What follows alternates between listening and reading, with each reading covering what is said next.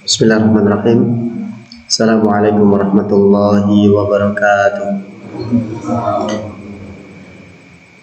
Alhamdulillahi wa kafa, wassalatu wassalamu ala nabiyyina al-mustafa wa ala alihi wa sahbihi ahli sidqi wal wafa. Allahumma alimna ma yanfa'una wanfa' bima 'allamtana wa zidna ilman. Subhanaka la ilma lana illa ma 'allamtana innaka antal alimul hakim. Amma ba'du. Ya ayyuhalladzina amanu taqullaha haqqa tuqatih wa la tamutunna illa wa antum muslimun. Hadirin jamaah hafizakumullah. Alhamdulillah kita bisa berkumpul kembali untuk melanjutkan pembelajaran kita tentang surah-surah di Al-Quran, terutama di juz 30. Kita sebelumnya sudah menyelesaikan pembahasan ringkas tentang surah Al-Balad dengan segala keterbatasan, dengan segala kefakiran ilmu yang kita miliki. Kita sudah baca, kita sudah sampaikan tentang surah Al-Balad. Kita akan lanjutkan pembahasan surah berikutnya, tentu dengan memohon pertolongan kepada Allah untuk membacanya, untuk membahasnya, yaitu surah Al-Fajr. Kita bacakan dulu biodata surahnya. Surah Al-Fajr ini termasuk surah Makkiyah. Jumlah ayatnya ada 30 ayat. Surah Al-Fajr di dalam mushaf terletak di urutan yang ke-89. Adapun urutan turun, surah Al-Fajr urutan yang ke-10. Jadi termasuk yang awal-awal turun di Mekah, yaitu setelah surah Al-Lail, sebelum surah Ad-Duha. Kalau kita lihat di sini urutannya, masya Allah, sangat tepat sekali. Dimulai dengan surah Al-Lail sebelum surah Al-Fajr, sebagaimana urutan waktu kita, yaitu dimulai dari malam dulu, baru fajar terbit, setelah itu pagi, yaitu waktu duha. Jadi kalau secara urutan turun sama dengan urutan waktu yang kita jalani, yaitu Al-Lail dulu, malam, kemudian surah Al-Fajr yaitu waktu fajar atau waktu subuh, dan kemudian waktu duha atau surah Ad-Duha.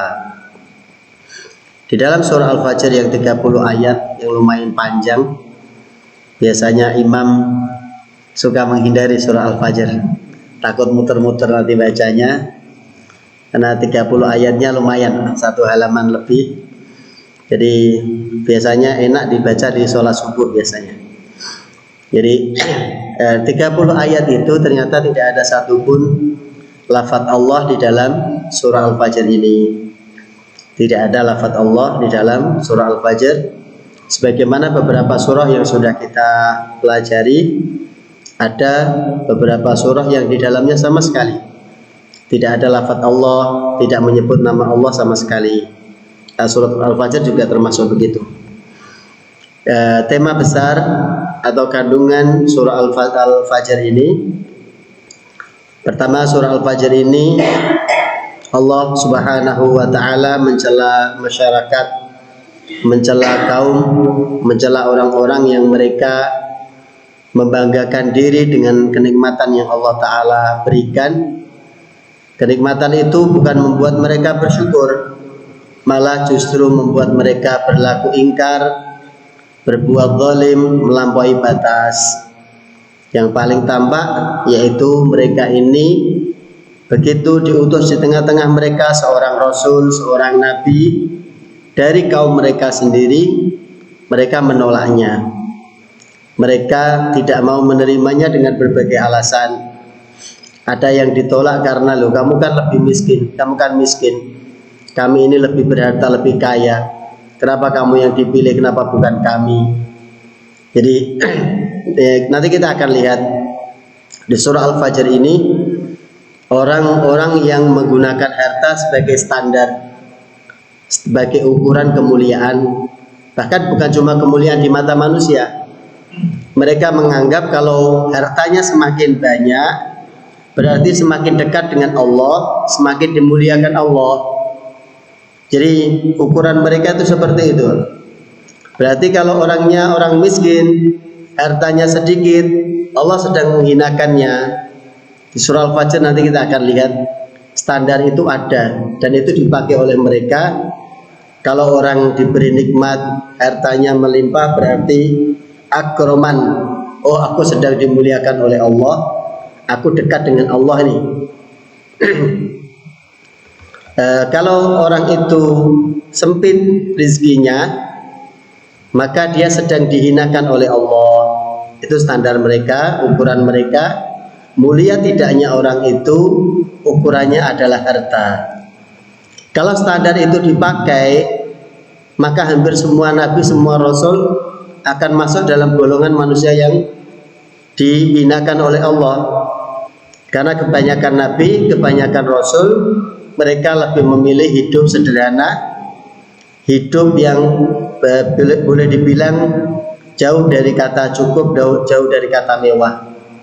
Baginda Rasulullah Muhammad SAW sendiri yang 2 kali ditawari Gunung Uhud mau dijadikan emas, diberikan kepada Nabi, ditawari sampai 2 kali ya. Kalau ditawari sekali menolak masih mending. Ini diberi tawaran untuk yang kedua kali, mau dijadikan gunung segede Uhud itu semuanya emas. Jadi ditawarkan kepada Nabi, tapi Nabi tidak mau. Justru Nabi lebih memilih aku ingin menjadi orang yang sehari kenyang, kemudian di hari lain aku lapar. Ketika kenyang aku memuji Allah, ketika lapar aku berharap kepada Allah. Jadi kalau standar harta dijadikan ukuran mulia tidak hanya seseorang, maka hampir semua nabi, semua rasul nanti akan mereka masukkan dalam golongan orang-orang yang dihinakan oleh Allah. Nah, ini tentu standar yang salah.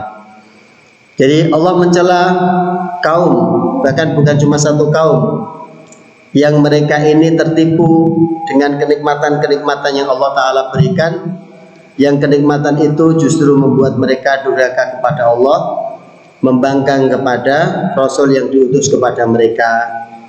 Di dalam surah Al-Fajr ini ada 3 kaum, 3 masyarakat yang dijadikan contoh. Jadi bukan cuma satu, Allah berikan 3.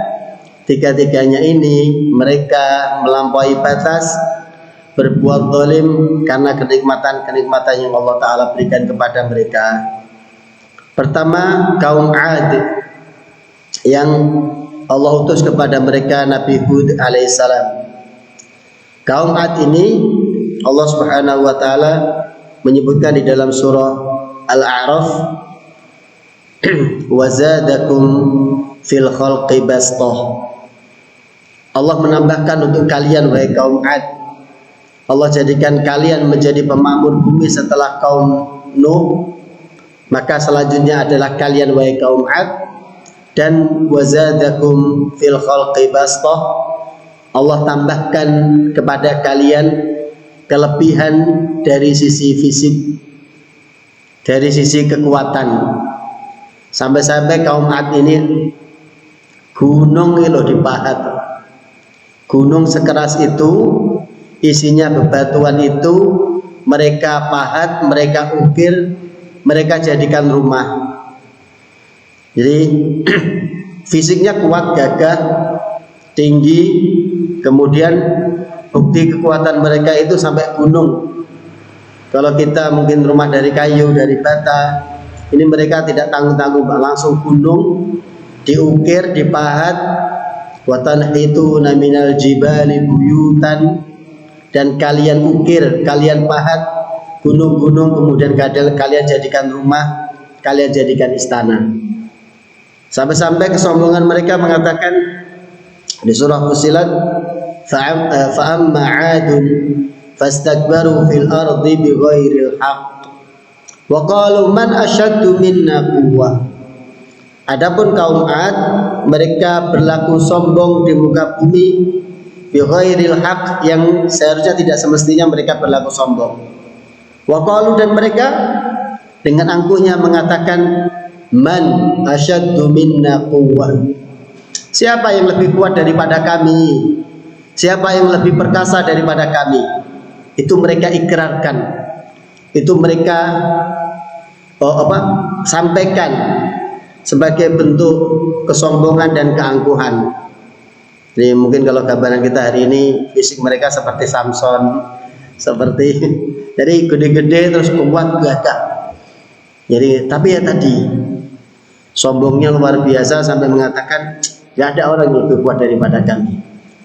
Sampai-sampai mereka berbuat angkuh. Kemudian kaum yang kedua yang Allah jadikan contoh, yang mereka tertipu dengan kekuasaan, dengan harta, adalah kaum Fir'aun. Salah tulis ini. Kaum Fir'aun ini, kekuasaan dan harta ini adalah kaum Fir'aun. Dia berkuasa, dia punya harta yang melimpah, kekayaan yang melimpah, tapi justru semua kenikmatan itu membuatnya tertipu, berbuat semena-mena. Bahkan puncak kezalimannya adalah dia mengatakan ana rabbukumul a'la, saya adalah Tuhan kalian yang maha tinggi, yang paling tinggi. Kaum yang ketiga, orang atau masyarakat yang tertipu dengan kelapangan rezeki, yaitu kaum Tsamud, kaumnya Nabi Shalih. Kebun-kebun mereka, lahan-lahan mereka, mereka menghasilkan buah-buahan, menghasilkan hasil panen yang luar biasa melimpah. Tetapi ya tadi, kelapangan rezeki itu justru membuat mereka menentang, menolak Rasul yang Allah utus kepada mereka, dan mereka berlaku sombong angkuh kepada mereka. Nah, semua kaum yang tertipu dengan apa-apa yang Allah berikan ini, maka cara Allah menghukum mereka, apa yang Allah berikan itu akan diambil. Cara ngambilnya itu cepat. Jadi kalau ngambilnya sedikit-sedikit masih mending, orang bisa persiapan. Nah ini kalau ngambilnya tuh cara Allah ngambil akhdha azizim muqtadir. Kalau menyiksa, kalau mengambil itu ngambilnya tuh langsung seketika. Jadi begitu hilang yang hilang semuanya, begitu binasa ya binasa semuanya, begitu hancur hancur semuanya. Nah itu kan lebih menyakitkan, lebih terasa kalau orang kehilangannya sedikit demi sedikit, berkurang sedikit demi sedikit. Mungkin dia akan siap. Di awal mungkin kaget, tapi begitu terus dia mungkin akan terbiasa, dalam arti tidak begitu terkejut. Tapi cara Allah menghukum orang-orang yang lalai dengan kenikmatan yang Allah Ta'ala berikan, kalau dalam istilah syariat istilahnya istidraj, diberi kenikmatan, diberi anugerah, dia bermaksiat tambah difasilitasi lagi. Jadi istidraj itu orang-orang yang diberikan fasilitas untuk bermaksiat kepada Allah. Semakin dia bermaksiat, fasilitasnya semakin Allah tambah. Allah mudahkan jalannya, Allah mudahkan caranya dia bermaksiat. Bahkan diberikan variasinya kalau perlu. Begitu sudah pada puncaknya, cara Allah menyiksanya itu diambil sekaligus. Maka itu lebih menyakitkan. Seperti yang dialami oleh Qarun misalnya. Fa khasafna bihi wa bidarihil ard, maka kami tenggelamkan dia bersama dengan rumahnya, bersama dengan hartanya seketika ke dalam tanah. Nah, jadi cara Allah menghukum, cara Allah mengadab orang-orang yang tertipu dengan kenikmatan yang Allah Ta'ala berikan, cara ngambilnya sangat menyakitkan. Kemudian tema yang berikutnya di dalam surah Al-Fajr ini, Allah Ta'ala menjadikan harta baik yang dilapangkan ataupun yang disempitkan, Allah jadikan harta ini sebagai ibtilah. Fa'ammal insanu idza mabtalahu, adapun manusia ketika kami berikan dia ujian, cobaan, dan cobaan itu dengan harta. Cobaan itu bisa berupa kebaikan, juga bisa berupa keburukan. Wa nabluukum bisyarri wal khairi fitnah, kami uji kalian dengan kebaikan dengan keburukan sebagai fitnah untuk kalian. Jadi jangan dikira kalau orang yang ditimpa kesulitan, kemalangan, cuma mereka yang diuji. Kita yang Allah berikan kelapangan, keselamatan, kesehatan, rezeki cukup, bahkan lebih dari cukup, itu juga termasuk ujian, juga termasuk fitnah bagi kita.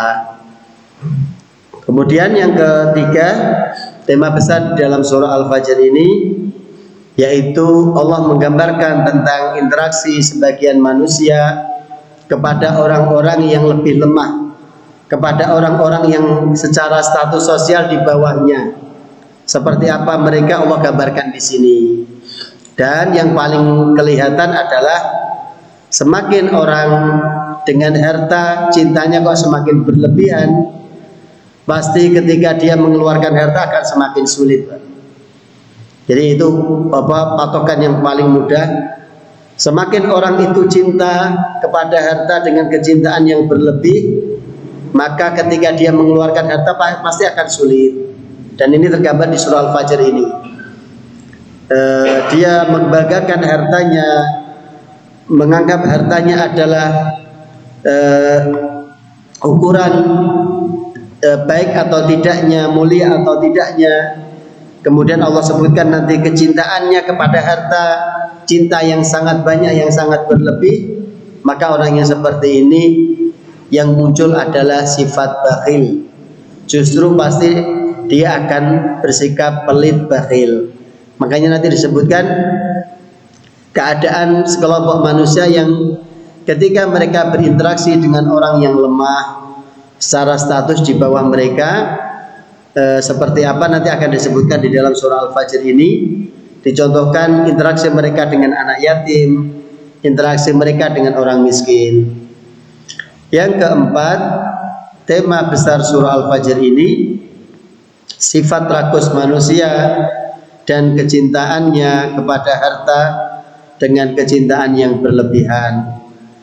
Kalau cinta harta itu sesuatu yang normal, sesuatu yang sah, bahkan diakui di dalam Al-Quran, dalam hadis, manusia itu punya kecenderungan kepada harta, itu sah. Itu sah. Yang tidak sah adalah ketika kecintaan itu berlebihan. Kalau orang yang normal, cinta harta itu sah. Bahkan Allah menyebut harta itu sebagai zina. Zuyyina linnasi hubbus syahawat. Allah jadikan indah dalam pandangan manusia syahwat kecintaannya kepada manusia, minan nisa'i wal banin, dan anak-anak, wal qanatiril muqantarah, dan harta-harta yang melimpah. Jadi Allah samakan kecintaan kita kepada harta sama dengan kecintaan kita kepada anak, kepada istri, kepada wanita. Artinya itu normal. Itu bagian dari fitrah yang Allah Ta'ala berikan. Justru tidak normal kalau ada orang tidak suka harta. Jadi kok manusia hidup kok tidak suka harta sama sekali, berarti dia tidak normal. Yang normal adalah orang punya kecintaan kepada harta, tapi dalam taraf yang wajar, tidak sampai berlebihan. Taraf wajar itu seperti apa? Dia siap mendapatkan, juga siap mengeluarkan. Dia siap diberi oleh Allah, kalau diberi senang, maka kalau diminta untuk mengeluarkan juga harus lapang. Jangan sampai senangnya diberi toh, minta terus kepada Allah, giliran ada perintah suruh mengeluarkan, keluarkan zakatmu, keluarkan kepada orang yatim, keluarkan kepada orang miskin, susah mengeluarkannya. Ya ini indikasi kecintaan yang berlebihan. Jadi harusnya seimbang. Kita senang diberi, juga harus siap untuk memberi.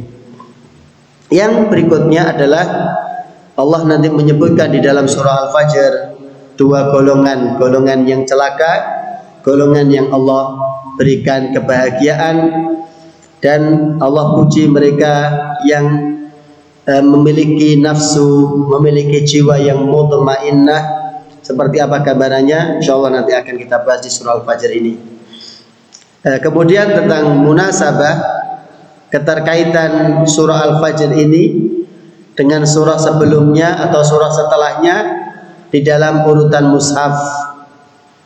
Di dalam surah Al-Ghasyiyah Allah Ta'ala menyebutkan gambaran tentang neraka, gambaran tentang surga. Allah detilkan orang-orang yang masuk neraka wajahnya seperti apa, orang-orang yang masuk surga gambaran wajahnya nanti seperti apa, kenikmatan di surga seperti apa, Allah detilkan di dalam surah Al-Ghasyiyah. Sementara di surah Al-Fajr ini Allah Ta'ala menyebutkan orang-orang yang nanti akan dimasukkan ke dalam neraka, berikut sifat-sifatnya, berikut karakternya. Jadi karakter orang yang nanti akan menjadi penghuni neraka seperti apa di surah Al-Fajr disebutkan. Begitu juga karakter orang yang nanti Allah perintahkan masuk ke dalam surga seperti apa ada di dalam surah Al-Fajr. Jadi kalau di dalam surah Al-Ghasyiyah Allah detilkan sifat-sifat neraka, sifat-sifat surga dengan kenikmatan, dengan siksaannya seperti apa. Di dalam surah Al-Fajr Allah sebutkan tentang penyebab seseorang itu dimasukkan ke neraka, apa saja yang mereka lakukan sehingga mereka layak untuk masuk ke neraka atau Allah masukkan ke dalam surga.